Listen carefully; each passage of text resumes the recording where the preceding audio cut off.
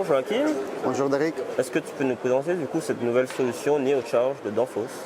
Oui, donc cette année aussi on présente la nouvelle régulation NeoCharge que Danfoss a développée pour des évaporateurs en froid industriel. Donc on se focalise sur les évaporateurs à air, que ce soit alimenté par pompe ou en détente direct.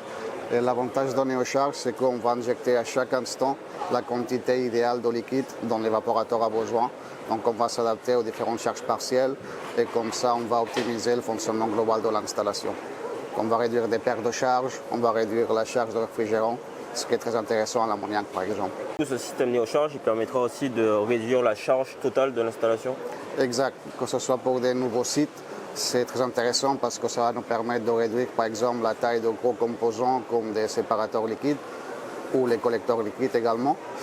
Et pour les extensions, c'est également très intéressant. On a eu déjà des exemples de réaliser où en installant la solution NeoCharge, ça nous permet de récupérer de la charge dans le séparateur et rajouter des nouveaux évaporateurs, des nouveaux tunnels avec la charge actuelle sans rajouter un seul gramme d'ammoniac.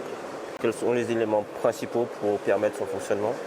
Oui, donc on a une sonde NeoCharge qui va nous permettre, à travers la mesure du transfert de chaleur avec le réfrigérant, de mesurer la présence de plus ou moins d'eau liquide en sortie de l'évaporateur. Voici la sonde NeoCharge. Dans cette sonde, à l'intérieur du câble, il y a 4 fils. 2 fils correspondent à une sonde PT1000 qui va nous permettre de mesurer la température à l'intérieur de la tête de la sonde. Et les autres 2 fils alimentent une résistance qui va nous générer une petite chaleur, une puissance calorifique d'une dizaine ou une quinzaine de watts. Donc le principe de régulation, c'est chauffer, donc c'est le régulateur qui pilote ça, et en même temps mesurer la température à l'intérieur de la tête de la sonde. Donc le principe, c'est de mesurer, c'est à l'intérieur de l'évaporateur, à la sortie dans la crosse de l'évaporateur, il y a plus ou moins de liquide. Donc s'il y a plus de liquide, on va plus transférer la chaleur vers le réfrigérant, parce que le liquide, il transfère très bien la chaleur. Donc la température dans la sonde va descendre et vice-versa, s'il y a de plus en plus de gaz, la température dans la sonde va augmenter parce que le gaz il transfère beaucoup moins bien la chaleur.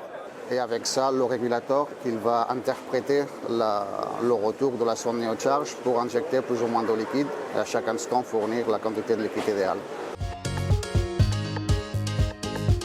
Donc, dans la sonde, comme vous voyez, il y a des petits chiffres. Donc ce chiffre-là correspond au diamètre extérieur de la crosse de l'évaporateur.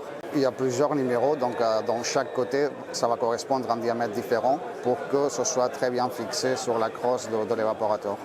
Une fois qu'on a déterminé le diamètre de la crosse de notre évaporateur, on va clipser la sonde sur la bride qui est aussi fournie avec le pack NeoCharge. Et une fois c'est bien fixé, vous voyez que sur la bride de fixation, il y a 2 flèches. Donc il faut qu'une des 2 flèches reste à la verticale. Et comme ça, automatiquement, la sonde va rester positionnée à l'endroit où il faut, c'est-à-dire à 30 degrés à partir du point bas de la crosse de l'évaporateur. Ici, après, on va la passer. Une fois elle est fixée, il faut isoler avec de l'Armaflex et c'est fini. L'installation, elle est terminée. Ici, dans cette démo unit, on voit le fonctionnement d'une façon très, très simple. Donc ici, si vous voyez, dès qu'il y a plus de liquide en sortie de l'évaporateur, on verra comme le moteur il est en train de fermer, justement pour s'ajuster à une présence plus importante de liquide en sortie. Et en sens contraire, si maintenant on détecte qu'il y a moins de liquide de ce qu'il faudrait pour remplir l'évaporateur de façon idéale, on voit comment la vanne est en train de s'ouvrir.